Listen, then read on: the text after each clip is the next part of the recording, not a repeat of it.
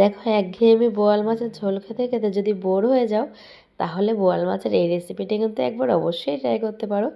তো আজ আমি সর্ষে দিয়ে বোয়াল মাছটাকে রান্না করেছিলাম, যেটা খেতে কিন্তু অপূর্ব টেস্ট হয়েছিল। গরম গরম ভাতের সাথে এইরকম একটা বোয়াল মাছের রেসিপি থাকলে আর কিচ্ছু দরকার নেই। তো চলো দেখে নিই। প্রথমে মাছগুলোকে ভেজে নেব।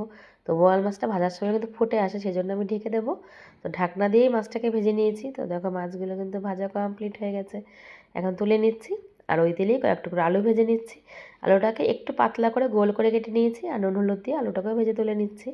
আর এদিকে একটা মশলা রেডি করব। কিছুটা আদা, একটা পেঁয়াজ, কয়েক টুকরো রসুন, 3টে কাঁচা লঙ্কা আর 1 চামচ জিরে পেস্ট করে নিচ্ছি। আর এখন কিছুটা কালো সরষেকেও পেস্ট করে নেব।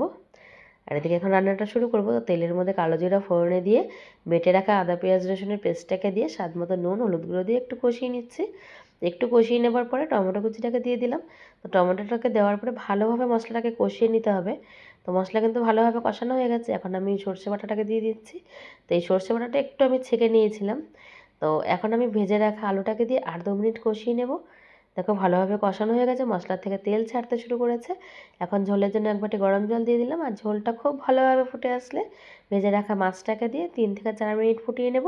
আর সবশেষে নামানোর আগে কয়েকটা চেরা কাঁচা লঙ্কা দিয়ে নামিয়ে নেব। মাছটা কিন্তু রেডি হয়ে গেছে। তো আমার রেসিপিটা যদি তোমাদের ভালো লেগে থাকে, সবাই পাশে থেকো, সবাই ভালো থেকো।